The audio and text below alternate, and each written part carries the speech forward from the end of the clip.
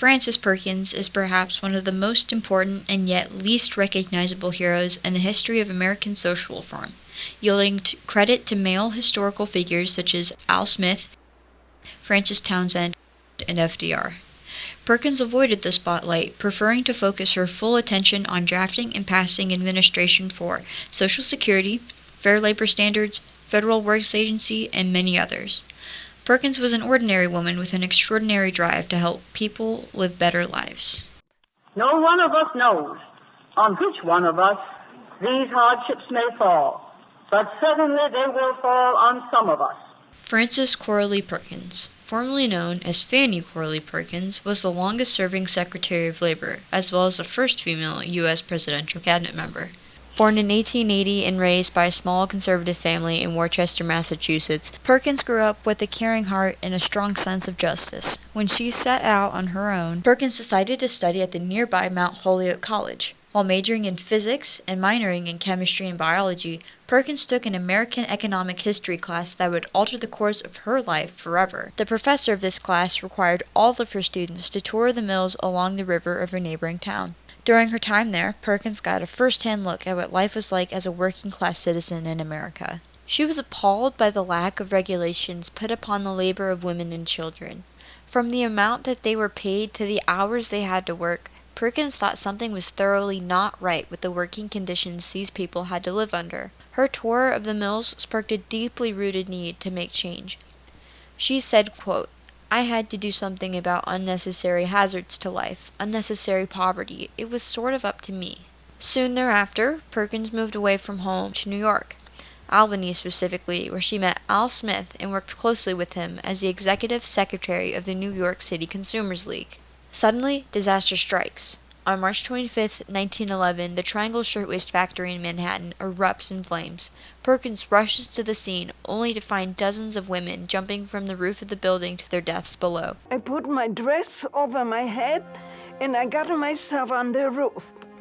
I met the firemen, and I had tears in my eyes. There was a distance from the roof to the top of the adjacent building. They had to hoist me up, and that's the way I got on the other side. And they brought me towards the stairs. I sat down on every stoop and cried till I was in the street. The fire had ended as quickly as it began. In 18 minutes, 146 people, mostly young migrant girls, had perished in the flames. Investigators later found out that the doors to the factory had been locked shut by the managers Max Blank and Isaac Harris. Blank and Harris had refused to install basic safety measures like sprinkler systems and were widely known for their anti-worker policies. Nobody cares. Nobody. 146 people in a half an hour? I have always tears in my eyes when I think of it. It should never have happened. The aftermath of the Triangle Fire brought new fire and safety regulations, child labor laws, and an outcry for workers' compensation. The fire also helped raise awareness for working people and their growing labor movement. Perkins would later go on to say that this was the day the New Deal began. In October of 1929, the stock market, which had been at an all-time high, had started to fall. Soon, investors started to get nervous and were losing faith in the market. This lack of confidence leads to many investors pulling out their money, which then contributes to the unavoidable. 1929, Black Tuesday. The New York Stock Exchange is in a panic. Frantic investors have scrambled to unload their stocks at any price. Everyone wants to sell. No one wants to buy. By 1933, around half of American banks had failed. The unemployment rate had skyrocketed to 25%. This begins the Great Depression. The Great Depression signifies a sinister and prominent mark upon America's history. America elected Franklin Delano Roosevelt to help stabilize the country's predicament. Among his cabinet were many people of great import, but one stands out among the rest when the gravity and permanence of their actions are taken into account. She held up the piece of paper in her hand, and he motioned for her to continue.